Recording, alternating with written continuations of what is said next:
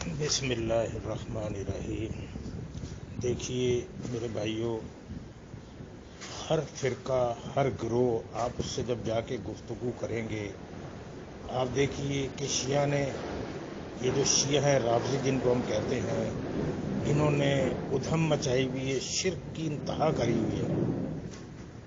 اور جیسے صوفی ہیں، انہوں نے تو کفر و شرک کی حد حدود اور قیود کراس کر لی ہے۔ لیکن جب آپ ان سے جا کر بات کریں گے، ان کے ماننے والوں سے، ان سے پوچھیں گے کہ بھئی سب سے بڑا گناہ کیا ہے، تو وہ سب کہیں گے کہ شرک، اس کی معافی نہیں ہے۔ کیونکہ میری بھی بات ہوئی ہے، کئی رابطیوں سے ہوتی ہے بات اور ہوتی رہی ہے، وہ کہتے تھے سب سے بڑا گناہ جو ہے نا شرک ہے۔ یہی ان کے یہ صوفیوں کے پجاری جو ہیں، یہ بھی یہی کہتے ہیں کہ سب سے بڑا گناہ شرک ہے، اس کی بخشش نہیں ہے اللہ کی ہے۔ جب نشاندہی کی جاتی ہے نا تو وہ ہنستے ہیں، ٹھٹھا مارتے ہیں، کہتے ہیں یہ کہاں سے شرک آ گیا، یہ شرک تھوڑی ہے، یہ تو اللہ کے نیک بندے ہیں، اللہ نے ان کو طاقت بخشی ہے، اللہ نے انہوں نے جو اللہ کی راہ کے اندر محنت کی ہے، مشقت کی ہے، تو اللہ نے یہ ان کو اعزاز بخشا ہے، اس لیے یہ سارے کام کرتے ہیں۔ اور اس سے شرک تھوڑی ہوتا ہے، شرک تو یہ ہوتا ہے کہ اللہ کے مقابلے میں کسی دوسرے اللہ کو اللہ بنا لیا جائے۔ تو دیکھیے اسی طریقے سے یہ جو سہیل خان نے پوسٹ لگائی ہے، تو یہ انہی کی طرح ہی ہے بالکل، کہ سب سے بڑا جرم جو ہے شرک ہے، اور شرک کی ہر قسم کو پہچاننا چاہیے۔ اور اس سے بڑی شرک کی قسم کیا ہوگی کہ خود شرک کیا اور اس کو اللہ کا حکم بتا ڈالا، ڈبل جرم کیا، ایک تو شرک کیا اور ایک اللہ پر بہتان باندھا، پھر خود شرک کیا اور کہا کہ اللہ کی مشیت ہے، یہ بھی اللہ پر ایک بہتان لگا دیا، اور پھر خود شرک کیا اور پھر اتنا بڑا جرم کر ڈالا کہ جس کی سزا اتنی خطرناک ملنے والی ہے محمد حنیف کو اور اس کے ماننے والوں کو، اگر انہوں نے توبہ نہیں کی۔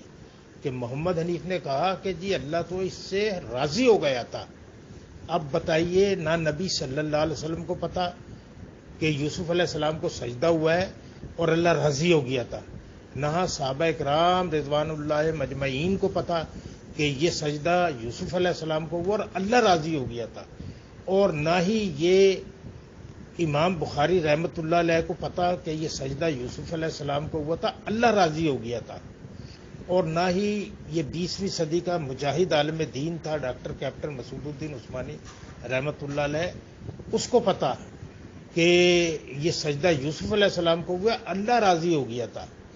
یہ اتنا بڑا جرم ہے کہ آنکڑے ڈال کر گدی سے زبان کھینچ دی جائے گی محمد حنیف کی، اتنا بڑا بہتان اس نے اللہ کی ذات پر لگایا ہے۔ بتائیے یہ کیا وہاں موجود تھا؟ اس نے دیکھا تھا کہ اللہ راضی ہو گیا؟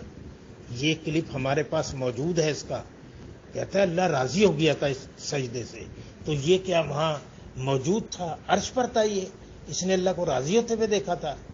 میرے بھائیوں ذرا غور و فکر کرو، تمہارے ایمان کو برباد نہیں کیا، تمہیں جہنم کی آخری تہہ کے اندر پہنچانے کا انتظام کیا ہے محمد حنیف نے، کیونکہ یہ اتنا بڑا جرم کیا ہے اس نے محمد حنیف نے کہ بتائیے اگر یہ سجدہ یوسف علیہ السلام کو ہوتا تو صحابہ کرام اور مشرکان مکہ اس پر ضرور سوال اٹھاتے، کیونکہ وہ عربی دان تھے، عربی کو سمجھتے تھے، الفاظوں کو سمجھتے تھے، وہ جانتے تھے کہ یہ سجدہ اللہ کو ہوا اور شکر گزاری کا سجدہ تھا یہ۔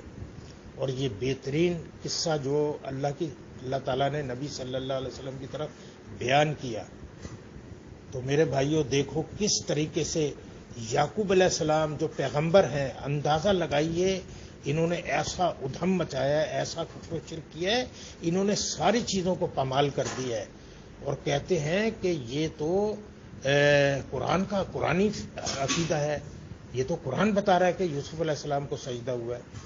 آپ اندازہ لگائیے کہ یعقوب علیہ السلام جو پیغمبر ہیں، جن پر وحی ہو رہی ہے، جن کا اقوال اللہ تعالیٰ نے قرآن بنا کر نقل کر دیا 6 نمبر آیت میں، یہ کسی بھی بات کو ماننے کے لیے تیار نہیں ہے، کیونکہ انہوں نے، شیطان نے ان کے کانوں میں پھونک دیا ہے کہ تم بہت بڑے عالم اور مفسر ہو۔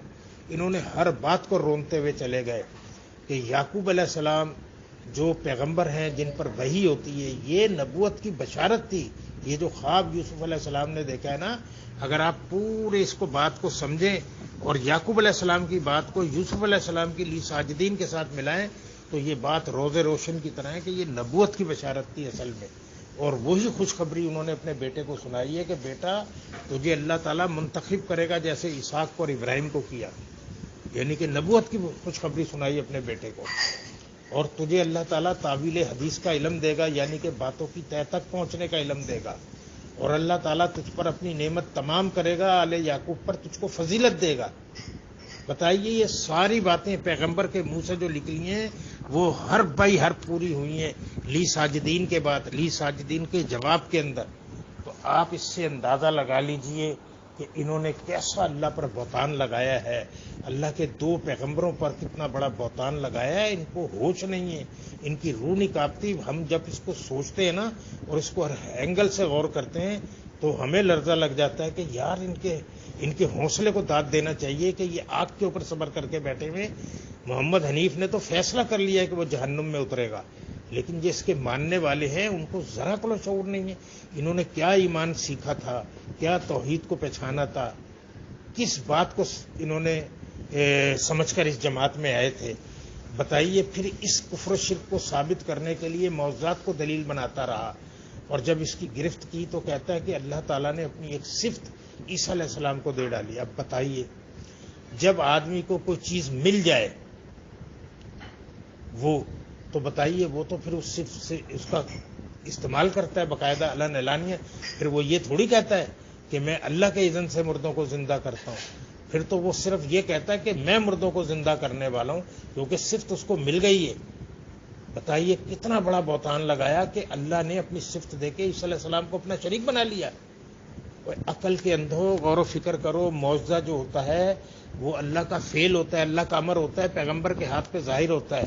پیغمبر اس پہ قدرت نہیں رکھتا کہ وہ کر ڈالے اس کو معجزے کو.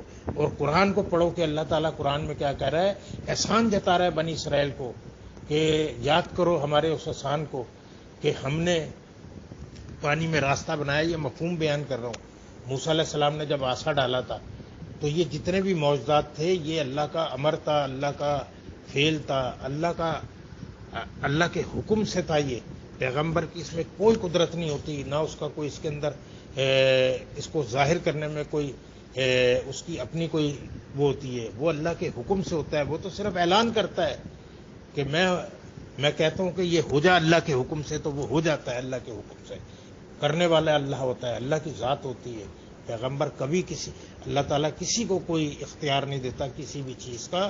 اگر یہ ساری باتیں مان لی جائیں تو اس کائنات کا نظام دھرم برم ہو جائے. پھر سورہ اخلاص کو کہاں لے کر جاؤ گے؟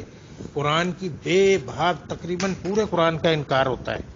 تو میرے بھائیوں غور و فکر کرو. انہوں نے تمہیں کہاں سے کہاں ایمان لانے کے بعد تمہیں پکا کافر اور مشرک ایسا بنا دیا ہے کہ رافضیوں سے بھی بدتر تمہیں کافر اور مشرک بنا دیا ہے. ان کے شر سے اور ان کے فتنے کی طرف غور کرو.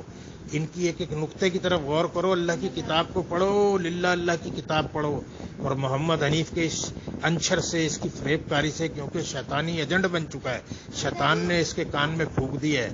اس کے اور سعید کے یہ شیطانی ایجنٹ بن چکے ہیں، کیونکہ انہوں نے یہ عقیدہ، یہ باز آنے والے نہیں ہیں. ابھی کل پرسوں اس نے سعید نے کلپ وہ ڈالی ہے، پوسٹ ڈالی ہے، کلپ ڈالا ہے. اس کو کتنا بڑا تکبر ہے آپ اندازہ لگائیے. اور بات نہیں کر سکتا، دلیل ہی نہیں ہے اس کے پاس. یہ شرک کرتے ہیں بے دلیل. اللہ تعالیٰ ان کے شر سے اپنی پناہ میں رکھے. آمین یا رب العالمین. السلام علیکم.